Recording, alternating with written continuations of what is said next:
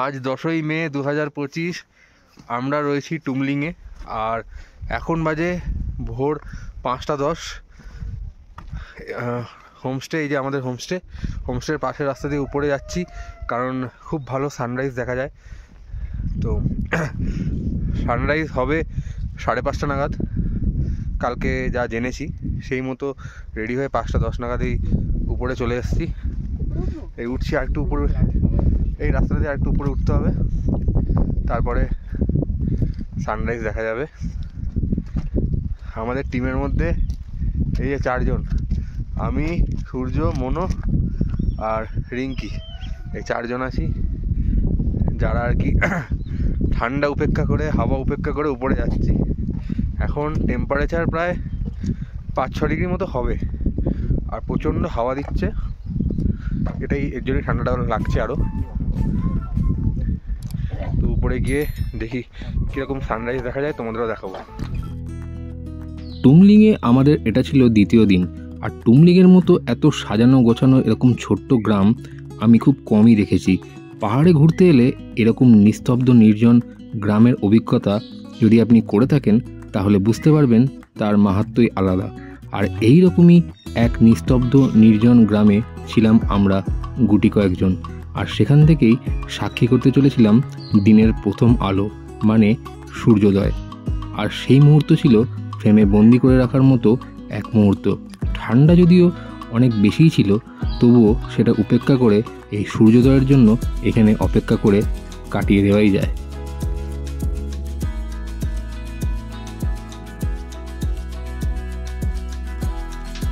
ঠান্ডার তীব্রতা আর হাওয়ার সাথে পাল্লা দিয়ে পাহাড়ের কোণ থেকে উকি দিলেন সূর্যি মামা। দিনের প্রথম আলো মেখে তখন টুমলিং হয়ে উঠেছে এক অপরূপা, আর সেই মুহূর্তের সাক্ষী রইলাম আমরা। হোমস্টের বাইরের রাস্তাটা দিয়েছে, খুব ভালো একটা সানরাইজ দেখলাম, কিন্তু এখানে এখন প্রচণ্ড ঠান্ডা, মানে 5-6 ডিগ্রি তো হবেই, আর তীব্র হাওয়া দিচ্ছে, এই জন্য ঠান্ডা আরও বেশি লাগছে। তো আমি রয়েছি, রিঙ্কি রয়েছে, মনোজিৎ রয়েছে, আর সূর্য রয়েছে, এই 4 জন মিলে আমরা এসেছি। বাকিরা উঠতে পারিনি মানে ঠান্ডায় বেরোচ্ছে না উঠে, আর বলছে তোরা যা। তো আমরা এই সুযোগ মিস করতে চাই না, এখানে কবে আসবো কোনো জানি না, তো এই জন্য আমরা 4 জনই এসেছি। আর এই দেখো পিছনে, দেখো এখন সূর্য পুরো ভালো করে উঠে গেছে। আর এই যে এই দিকটা পুরো হচ্ছে কাঞ্চনজঙ্ঘা রেঞ্জটা দেখা যাচ্ছে, মানে দেখা যাচ্ছে বলতে মাঝে মাঝে মেঘের আড়াল দিয়ে দেখা যাচ্ছে, পরিষ্কার দেখা যাচ্ছে না আপাতত, মেঘ রয়েছে, কিন্তু এই রেঞ্জ, এদিকে পুরো রেঞ্জটা হচ্ছে কাঞ্চনজঙ্ঘা রেঞ্জ। আর এই দিকে হচ্ছে সূর্য উঠছে, মানে এদিকে হচ্ছে পূর্ব দিকে সূর্য, এদিকটা হচ্ছে উত্তর দিক, কাঞ্চনজঙ্ঘা দেখা যাচ্ছে, হেভি ভিউ একটা।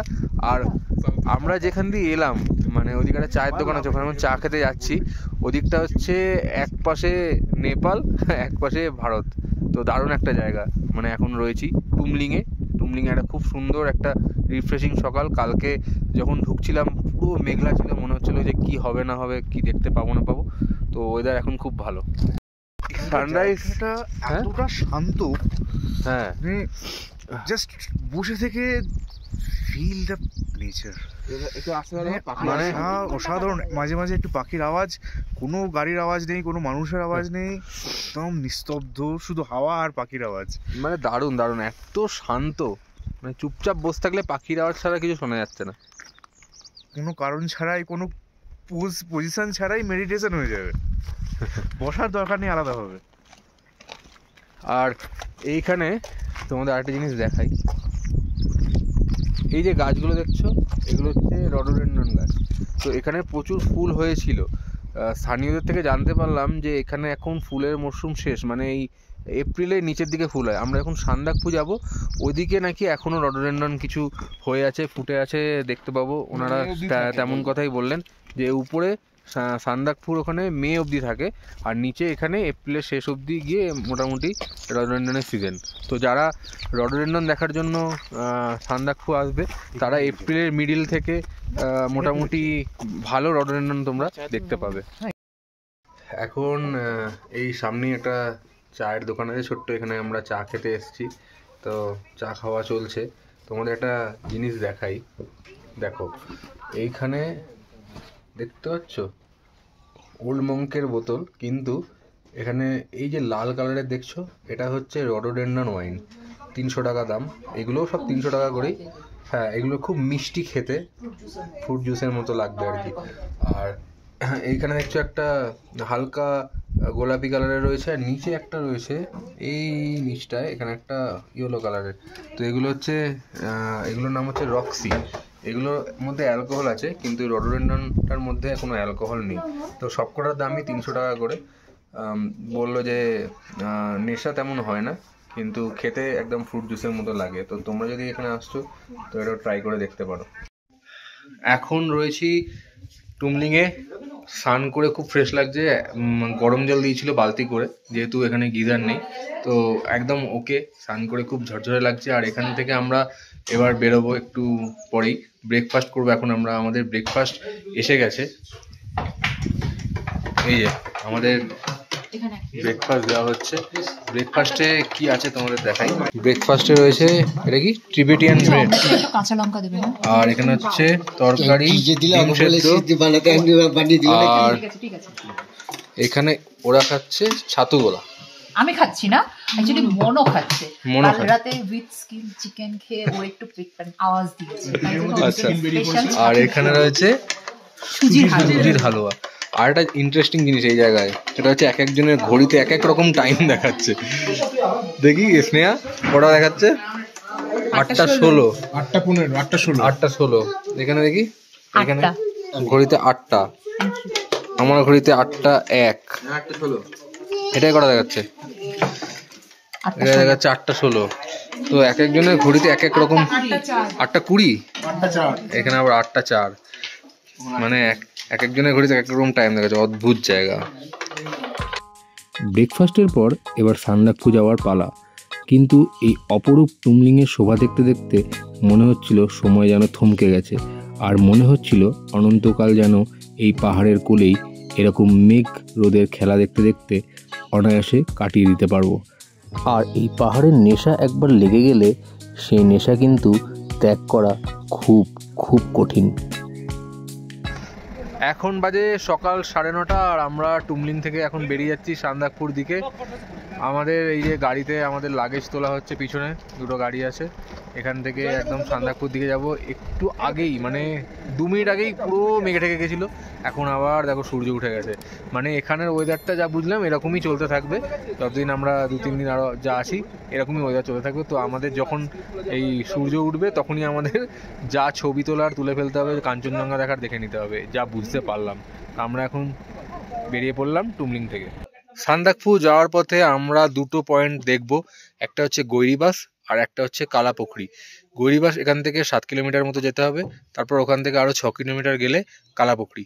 তো এখন আমরা যে জায়গাটা দাঁড়িয়ে আছি, এই জায়গাটা আমরা দাঁড়িয়েছি, এখানে একটা চেকপোস্ট আছে। এই চেকপোস্টটা হচ্ছে সিঙ্গালিলা ন্যাশনাল ফরেস্টের মধ্যে দিয়ে যাওয়ার জন্য এন্ট্রি গেট। তো তোমাদের এটা দেখাবো। এই দেখো, এটা হচ্ছে সিঙ্গালিলা ন্যাশনাল পার্কের এন্ট্রি পয়েন্ট। এখান দিয়েই আমাদের ঢুকতে হবে সিঙ্গালিলা ন্যাশনাল পার্কের রাস্তা দিয়ে, ভিতর দিয়ে গিয়ে গৈরিবাস পড়বে প্রথমে, তারপর কালাপুকুরি। আর এখানে বোর্ড দেখে লাগানো আছে কি কি করা যাবে না সেগুলো।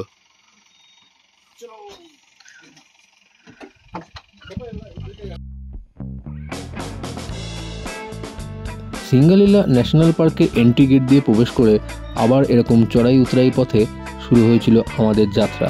আর এরকম পাথুরে পথ পেরিয়ে আমাদের প্রথমে পৌঁছতে হবে কালাপুকুরি। সেই কালাপুকুরির উদ্দেশ্যেই এখন চলেছিল আমাদের গাড়ি।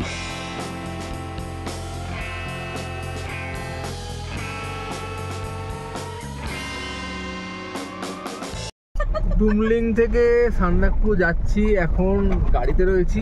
আর এই গাড়িতে যাওয়ার অভিজ্ঞতা একটা যা হচ্ছে না, মানে রাস্তা অত্যন্ত লেভেলের খারাপ। মানে পুরো মনে হচ্ছে একদম নাগরদোলায় বসে আছি, খালি লাফাচ্ছি আর লাফাচ্ছি। হ্যাঁ, বিশাল খারাপ। কেমন অভিজ্ঞতা? নাড়িভুড়ি এক পুরো ভেঙে যাওয়ার মতো, এত বাজে রাস্তা, এত সরু, নাড়িভুড়ি পুরো বেরিয়ে যাবে, মানে কেঁপে যাচ্ছে পুরো ভেতর থেকে। তাও আমরা ল্যান্ড রোভার নিইনি, বোলেরো নিয়েছি, তাই আমাদের এই অবস্থা। যারা ল্যান্ড রোভারে যাচ্ছে তাদের কোমরের অবস্থা ভেবে প্রার্থনা করে নিতে হবে। বিভৎস বাজে রাস্তা। এখন দাঁড়িয়ে আছি সমুদ্রপৃষ্ঠ থেকে 3186 মিটার উপরে কালীপুখরি বা কালাপুখরি লেকের সামনে। নেপালি ভাষায় পুখরি শব্দের অর্থ হচ্ছে লেক, আর কালী এখানকার লেকের কালো জলের জন্য এই লেকের নাম হয়েছে কালীপুখরি। এটা নেপালিদের একটা রিলিজিয়াস স্যাক্রেড লেকস।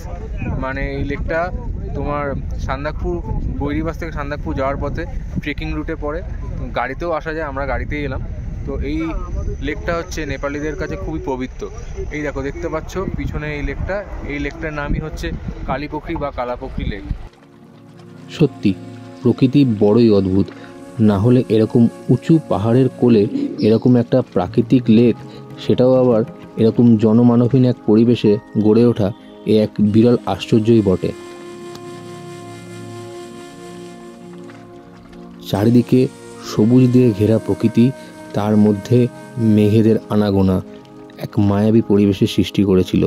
আর মাঝখানে সবার নজর কেড়ে নিচ্ছিল কালীপুখরির অতল জলরাশি। এই সুন্দর পরিবেশে কোথাও যেন হারিয়ে যাচ্ছিলাম আমরা সবাই। প্রকৃতি আমাদের দুহাত ভরে স্বাগত জানাচ্ছিল নিজের কোলে। আর এই পাহাড়ের ঢালে বসে মেঘের এরকম খেলা দেখতে দেখতে সময় যে কীভাবে কেটে যাচ্ছিল তার টেরও পাওয়া যাচ্ছিল না। সত্যি কি অদ্ভুত দৃশ্য। এখন দাঁড়িয়ে আছি কালাপুখরিতে, আর এখানে ওয়েদার সাডেনলি ভীষণ খারাপ হয়ে গেছে। মানে যেটা বলছিলাম, একবার মেঘ আসছে বিশাল, একবার রোদ উঠে যাচ্ছে। এখন সেই মেঘ এসছে দেখতে পাচ্ছ, আর বিভৎস হাওয়া দিচ্ছে, তাই খুব ঠান্ডা লাগছে। আর এই দেখো, এখন এমন একটা জায়গায় দাঁড়িয়ে আছি, পিছনে দেখো নেপালের ফ্ল্যাগ।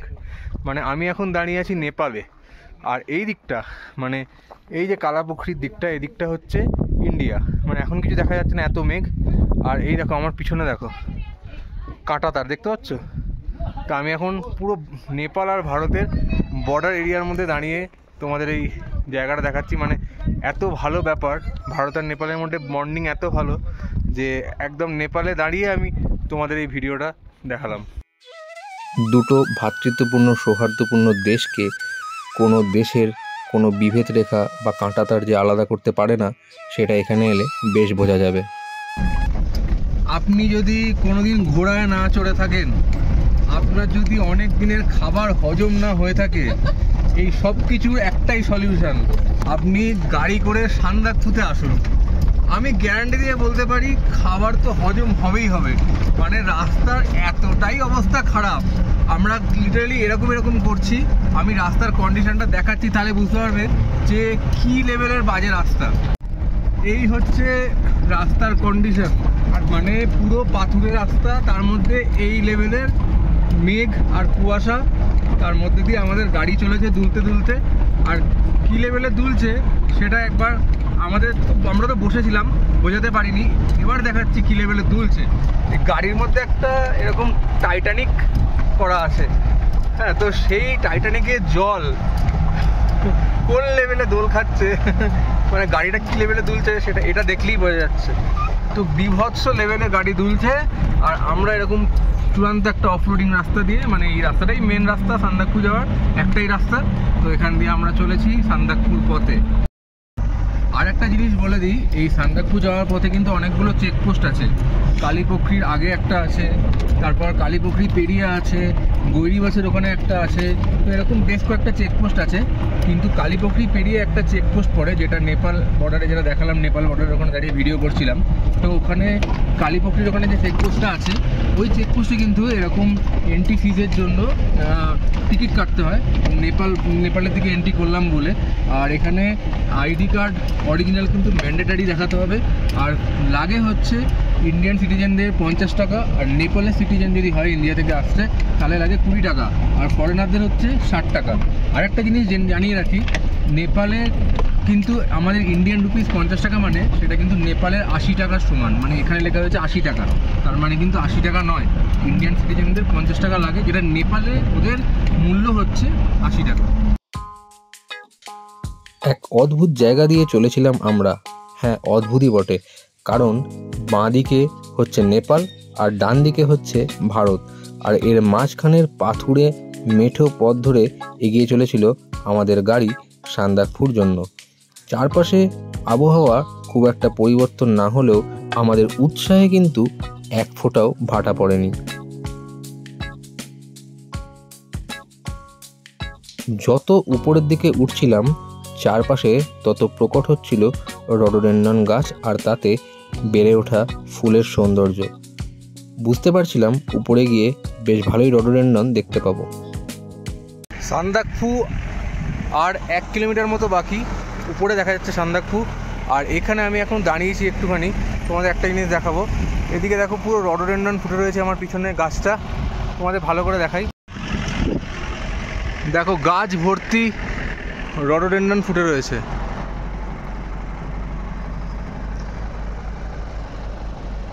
কি যে অসাধারণ লাগছে,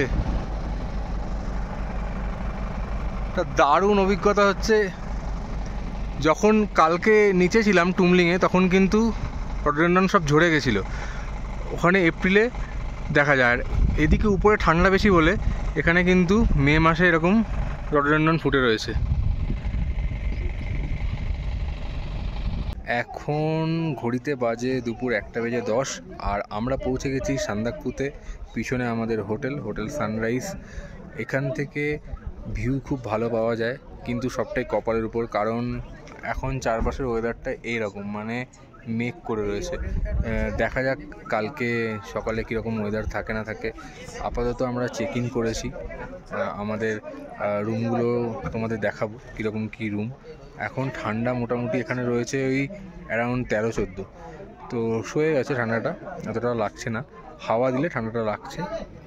এই হচ্ছে আমাদের সানরাইজ হোমস্টে রুম। এটা একটা রুম, এইখানে একটা সিঙ্গেল বেড, এখানে একটা সিঙ্গেল বেড, এখানে একটা ডবল বেড, মানে এটা একটা 4 বেডের রুম। এরকমই পাশে একটা 3 বেডরুম নেওয়া হয়েছে।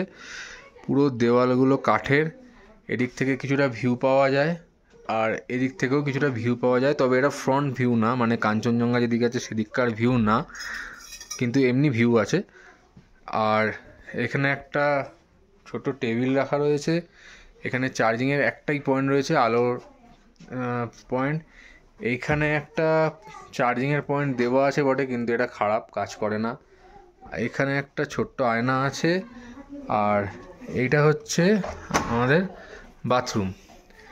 বাথরুমে কমোড রয়েছে, আর এখানে একটা বেসিন রয়েছে, আয়না। আর ব্যাপার হচ্ছে এই যে কলের এরকম হাল, ওইখানে কমোডের ফ্ল্যাশে জল আসছে না, সেগুলো আমাদের নিচে গিয়ে বলতে হবে আর কি। এই হোমস্টেটার সানরাইজ হোমস্টেটার রিভিউ হিসাবে রুম কিন্তু খুব একটা যে ভালো তা একেবারেই নয়। আসলে মেনলি এটা ভিউয়ের জন্য হাইপ হয়, এটা একদম অনেস্ট রিভিউ দিচ্ছি। এর পাশেই একটা হোমস্টে আছে চ্যালেট বলে, ওটা কিন্তু যথেষ্ট ভালো, বাইরে থেকে দেখেই বোঝা যাচ্ছে। তো এটা কিন্তু একদমই ভিউয়ের জন্য শুধুমাত্র লোকে ভিড় করে, বাকি ফেসিলিটি কিন্তু একদম নেই বললেই চলে। খাওয়া দাওয়া ভালো আছে, আমরা এখন যাব খেতে, লাঞ্চ করে আরও রিভিউ দেবো। আর একটা ব্যাপার, এখানে যদি ওয়াইফাই নিতে হয় তাহলে 50 টাকা করে পার ডিভাইস ওয়াইফাইয়ের চার্জ নিচ্ছে এরা।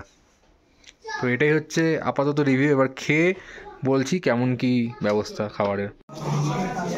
এই হচ্ছে আমাদের আজকে দুপুরের লাঞ্চ। ভাত আছে, ডাল আছে, একটা তরকারি আছে ঢ্যাঁড়সের, একটা ফুলকপির তরকারি, স্যালাড, লঙ্কা, আচার, পাঁপড় ভাজা, আর এখানে হচ্ছে ডিমের কারি। এই হচ্ছে আজকে আমাদের দুপুরে সানরাইজ হোটেলের লাঞ্চ। আমাদের লাঞ্চ কমপ্লিট। লাঞ্চে ছিল ভাত, ডাল, পাঁপড় ভাজা, একটা ঢ্যাঁড়সের তরকারি, একটা ফুলকপির তরকারি আর ডিমের কারি। তো লাঞ্চ খাওয়া মোটামুটি চলে যাওয়ার মতো, কারণ এত অল্টিটিউডে হয়তো এই জন্য প্রবলেম আছে, কাজ চালিয়ে নেওয়ার মতো, মানে পেট ভরার মতো হয়ে যাবে, কিন্তু ভালো একদম যে বিশাল খুব ভালো খেলাম তেমন একদমই না, মোটামুটি চলে যায়। আর এখন আমরা খাওয়া দাওয়ার পর একটুখানি রাস্তা দিয়ে নিচের দিকে এসে এখানে একটু আড্ডা মারছি আর কি সবাই মিলে। এখানে ঠান্ডা এখন প্রচুর বেড়ে গেছে, কারণ চারদিকটা পুরো এরকম কুয়াশা আর মেঘে ভরে গেছে, বিশাল জোরে হাওয়া দিচ্ছে তার সাথে। আমরা তার মধ্যেই একটু বাইরে এসে এরকম আড্ডা মারছি সবাই মিলে, এখানে রয়েছি। ঠান্ডা ভালোই আছে এখন, মোটামুটি কত ডিগ্রি হবে এখন? 6-7 হবে না? হ্যাঁ ওরকমই 6-7 এরকমই হবে। আমাদের ওই হোটেল থেকে এখন বাজে দুটো পরিবার টাইম হচ্ছে 3টে, কিন্তু ঠান্ডা এখানে এখন ভালোই, মানে হাওয়াটা যত দিচ্ছে তত ঠান্ডা লাগছে আর কি। আর এখান থেকে আশেপাশে ঘোরার বলতে গুরদুম বলে একটা জায়গা আছে, ওখানে যাওয়া যায়, আর বিকে ভঞ্জন যাওয়া যায়। তো এই 2-3টে জায়গা আছে, ট্রেক করেও যাওয়া যায়, গাড়িও যায়, আর থাকুম ভ্যালি যাওয়া যায়। আমরা কালকে সকালে সেখানে যাওয়ার চেষ্টা করব। দেখা যাক, কালকে যদি একটু ওয়েদারটা ক্লিয়ার হয় তাহলে কাঞ্চনজঙ্ঘার একটা ক্লিয়ার ভিউ পাওয়া যাবে। দেখা যাক কপালে কি আছে। এখন বাজে সন্ধ্যে 7:20, আর পুরো দুপুরে আমরা এখানে লাঞ্চ করার পর থেকে প্রচণ্ড বৃষ্টি হয়েছে। এখন প্রচণ্ড স্পিডে হাওয়া দিচ্ছে, বাইরের ওয়েদার পুরো বিশাল মেঘলা টাইপের, জোরও হাওয়া দিচ্ছে, আর বিভৎস ঠান্ডা। এখন কম করে কত হবে, 3 ডিগ্রি হবে, মানে হাওয়ার জন্য। হাওয়া কেমন লাগছে? অস্বাভাবিক ঠান্ডা। আমরা সাধারণত গাড়ির আড়ালে দাঁড়িয়ে আছি, কারণ সামনে দাঁড়ালে একটা সব থেকে বেশি ভালো লাগছে যে গরম গরম চা আর পকোড়া, এটা হচ্ছে ভালো লাগছে ঠান্ডাটা। বিশাল ঠান্ডা লাগে, বিশাল, মানে বাইরের ওয়েদারটা তোমাদের আমি দেখাই, দাঁড়াও। এই হচ্ছে বাইরের ওয়েদার, দেখো পুরো মেঘ একদম উড়ে যাচ্ছে, বিশাল মানে ঠান্ডা একটা ওয়েদার, লিটারেলি কাঁপিয়ে দিচ্ছে। 2-3 ডিগ্রি ঠান্ডা হবে। এখানে গাড়ি রয়েছে বাইরে, আমরা 2-3 জন, আর ওখানে ড্রাইভাররা গল্প করছে। সবাই দেখো ভেতরে সব কিছু প্রিকশন নিয়ে বসে আছে, মন করে ঠান্ডা হাওয়া। এরকম জমিয়ে ঠান্ডার মধ্যে এরকম গরম গরম পেঁয়াজি সাথে সস, আর তার সাথে গরম গরম চা, এক অদ্ভুত কম্বো, আর সেটা শরীরকে এই মুহূর্তে গরম করার জন্য যথেষ্ট ছিল। সান্ধ্য আড্ডা বেশ জমে উঠেছিল, আর আজকে কাঞ্চনজঙ্ঘা দেখতে না পেলেও কালকে সকালে কাঞ্চনজঙ্ঘাকে যে দেখতে পাবো সেই আশায় বুক বেঁধেছিলাম আমরা। সন্ধেটা এভাবেই খুব ভালো কাটছিল আমাদের। ভেজ পকোড়া, কফি, না কফি ছিল না, কি ছিল, চা ছিল, চা ছিল, খেলাম, আর তার সাথে হট চকলেট অর্ডার দিয়ে হট চকলেট খেলাম। খেয়ে গাটা একটু গরম হয়েছে। এখন বাইরে মোটামুটি এই 2 ডিগ্রির মতো টেম্পারেচার, কিন্তু তবুও আমাদের এই ঠান্ডা দমাতে পারেনি। আমাদেরকে হোটেলে আটকে রাখার ক্ষমতা নেই বেশি। বাইরে দেখো কেউ নেই, শুধু আমরা এই 4টে প্রাণী বেরিয়েছি। তো আচ্ছা, টনায় আসছে ওদিকে 5 জন। তো সব প্রিকশন নিয়ে, নাক, কান, মাথা দেখছো তো সব ঢেকে, জ্যাকেট একটা মোটা পরে, তবে এই ঠান্ডার মোকাবিলা করতে বেরিয়েছি। পিছনে গাড়িটা দেখতে পাচ্ছ, গাড়িটাকে আমি তোমাদের কাছ থেকে দেখাই, কি লেভেলে এখানে ঠান্ডা পড়ছে সেটা তোমরা দেখতে হবে। দাঁড়াও ভালো করে দেখাই। এই দেখো, এই হচ্ছে আমাদের হোটেলের বাইরে দাঁড়ানো সেই গাড়ি, দেখতে পাচ্ছ গাড়িটার অবস্থা দেখো, তাহলে বুঝতে পারবে কি লেভেলে এখানে ঠান্ডা রয়েছে। আর বাইরের ওয়েদারটা দেখো, পুরো এরকম ড্রাউজি মেঘলা। এই আমাদের হোটেল সানরাইজ, আর এদিকে রাস্তাটা। আমরা এখন ওই দিকটা যাবো একটুখানি। এইখানে হচ্ছে ওয়েদার এরকম। তো এই হচ্ছে আসল ফিল। জানি না কালকে সকালে কীরকম ওয়েদার পাবো, পরিষ্কার থাকবে নাকি এরকমই থাকবে, দেখা যাক। তো আলটিমেটলি আমরা এখন এই কটা প্রাণী মিলে একটু ঘুরতে বেরোলাম, আশপাশটা দেখে আসি কি ওয়েদার রয়েছে। ইচ্ছা ছিল একটু ঘুরবো, কিন্তু হঠাৎ জোরে বৃষ্টি চলে এসছে, তো আমরা আবার ভিতরে ঢুকে যাচ্ছি। মানে এটাই হচ্ছে, একবার কুয়াশা, একবার আকাশ পরিষ্কার, এখন আবার বৃষ্টি জুটেছে সাথে। সবাই ঢুকে পড়ছি আমরা, যারা 4 জন বেরিয়েছিলাম। এই দেখো বৃষ্টি পড়ছে, মানে এতটাই বাজে ওয়েদার, আর কি বলার। দেখা যাক কালকে কি হয়। দেখতে পাচ্ছ মুখ দিয়ে কি লেভেলে ধোঁয়া বেরোচ্ছে, মানে প্রচুর ঠান্ডা এখানে। এখন 2 ডিগ্রি মতো ঠান্ডা রয়েছে, এখন বৃষ্টি হলে, হাওয়া চললে আরও ঠান্ডা বেড়ে যাচ্ছে। সন্ধ্যেটা আড্ডা মেরে বেশ ভালোই কেটেছিল আমাদের। আবহাওয়ার খুব একটা উন্নতি না হলেও আমাদের মনের মধ্যে কিন্তু উত্তেজনা আর আশার একটু মাত্র ছেদ পড়েনি। এরকমই দেখতে দেখতে চলে এসেছিল আমাদের ডিনারের মাহেন্দ্রক্ষণ। আর ডিনারে ছিল ফ্রায়েড রাইস, আর তার সাথে ছিল চিলি চিকেন। আজকের পর্বটা এই অবধিই থাক। আজকের পর্ব কেমন লাগলো তা কিন্তু কমেন্ট করে জানাতে ভুলো না। আর ভালো লাগলে লাইক শেয়ার অবশ্যই করো, আর চ্যানেলটা যারা এখনও সাবস্ক্রাইব করোনি তারা অবিলম্বে চ্যানেলটা সাবস্ক্রাইব করে দাও। খুব জলদি ফিরে আসছি সান্দাকফু পরের পর্ব নিয়ে। দেখা হচ্ছে খুব তাড়াতাড়ি।